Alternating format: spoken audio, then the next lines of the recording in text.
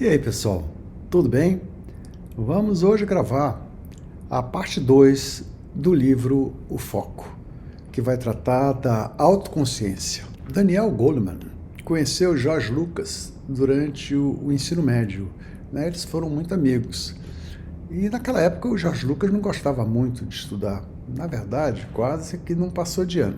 Faltando uma semana para o George Lucas se formar, sofreu um acidente, ele foi atropelado por um carro. E foi muito grave, na verdade, esse acidente. Quando George Lucas se recuperou do acidente, ele ingressou na faculdade comunitária local, onde teve a oportunidade de ter acesso à sua vocação, que era o cinema. Por causa disso, ele entrou numa faculdade de cinema. E o projeto final nessa faculdade era exatamente produzir e dirigir um filme. Um diretor de Hollywood ficou muito impressionado com a qualidade do material que ele produziu e convidou ele para ser assistente. Diante dessa nova situação, houve um estúdio que apoiou ele para produzir e dirigir um novo filme. E ele aceitou esse convite. E ele produziu e dirigiu o filme, estava todo empolgado, quando, num determinado ponto, praticamente no final do filme, o estúdio foi fazer uma revisão do material que ele tinha produzido e fez reedições e cortou o filme e, na verdade, quase que matou o filme dele.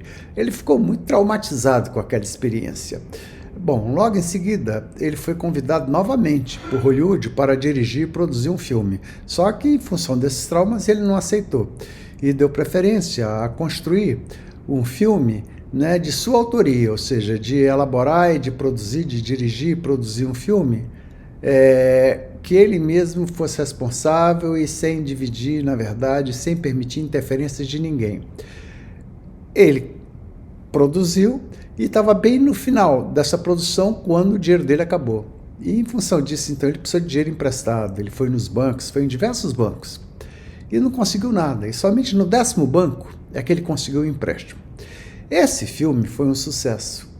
Foi o Guerra nas Estrelas, que nós conhecemos, que a maioria de nós já assistiu, né, produzido pelo mesmo George Lucas, esse da historinha que a gente está contando.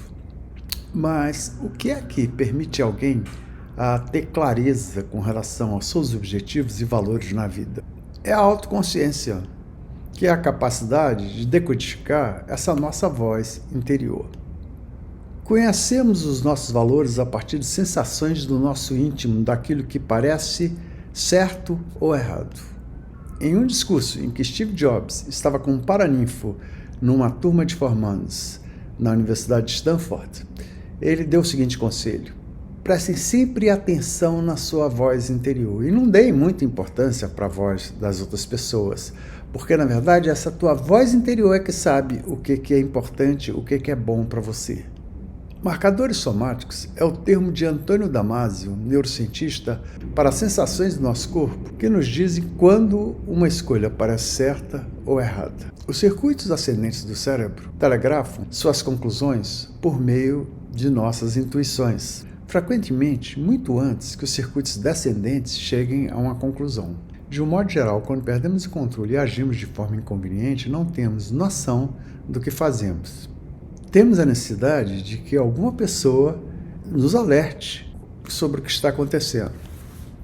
A diferença de visão entre líderes e liderados sobre suas competências é muito divergente. Por falta de autoconsciência, os líderes se consideram muito superiores aos seus liderados. De um modo geral, as pessoas se situam em dois polos opostos com relação à autoimagem. Ou se fixam no que temos de mais admirável e que tentamos criar na mente das outras pessoas, ou só enxergam seu lado negativo e acabam passando essa sua autoimagem para as outras pessoas.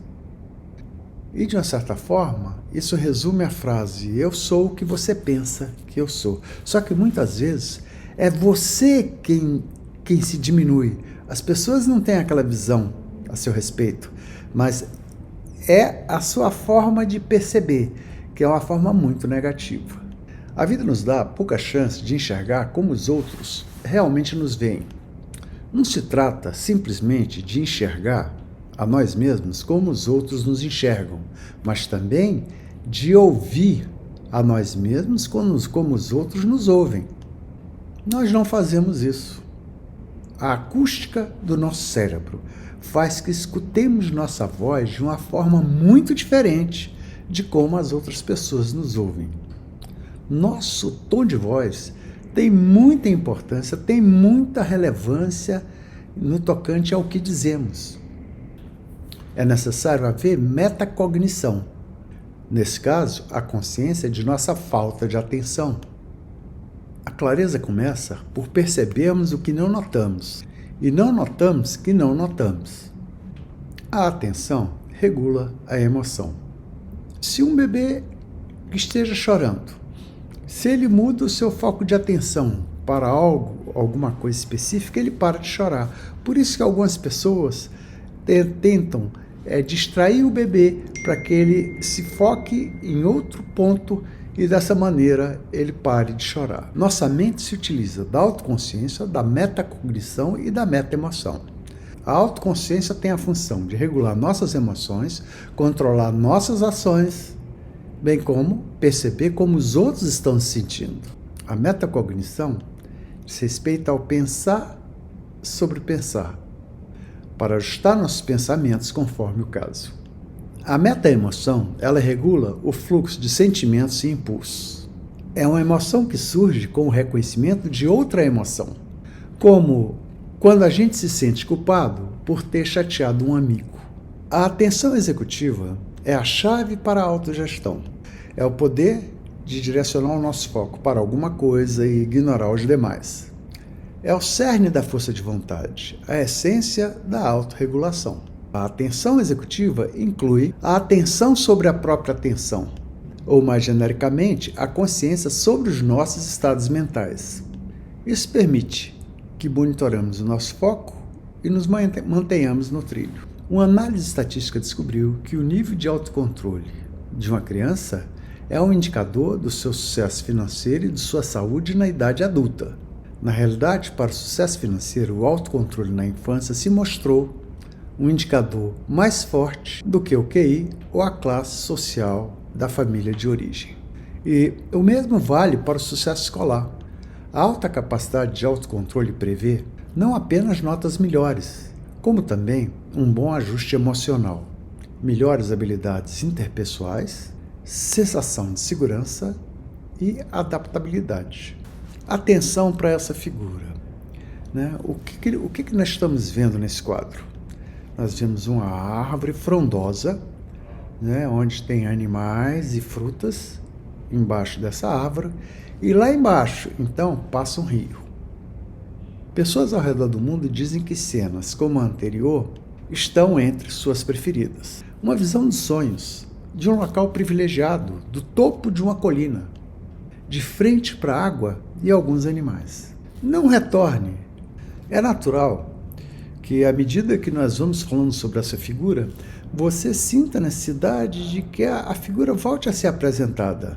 E o fato dela não ser apresentada cria um comichão na sua mente. Vai criar no seu próprio cérebro uma briga entre o foco e a distração.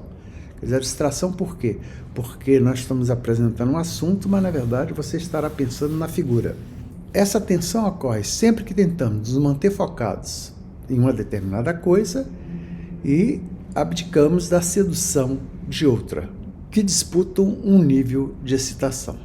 Cabe à autoconsciência a tomada de providências para renovar o nosso foco quando estamos ficando ansiosos.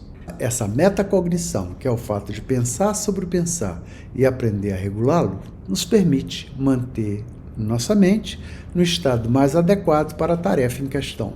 Os seres humanos são os únicos que têm capacidade de metacognição. Ela nos permite intervir tanto com a mente rápida quanto com a mente lenta. Quaisquer que sejam nossos melhores talentos, a autoconsciência nos ajudará a utilizá-los ao máximo. As principais formas de autoconsciência são a atenção seletiva e a seleção aberta. A atenção seletiva significa focar em um alvo e ignorar os demais. A atenção aberta permite receber informações simultaneamente do mundo externo e do mundo interno, fazendo com que capturemos pistas sutis que de outra forma deixaríamos passar. Oi pessoal, estaremos aguardando vocês para a nossa próxima produção, que será a parte 3, Lendo os Outros. Estamos aguardando.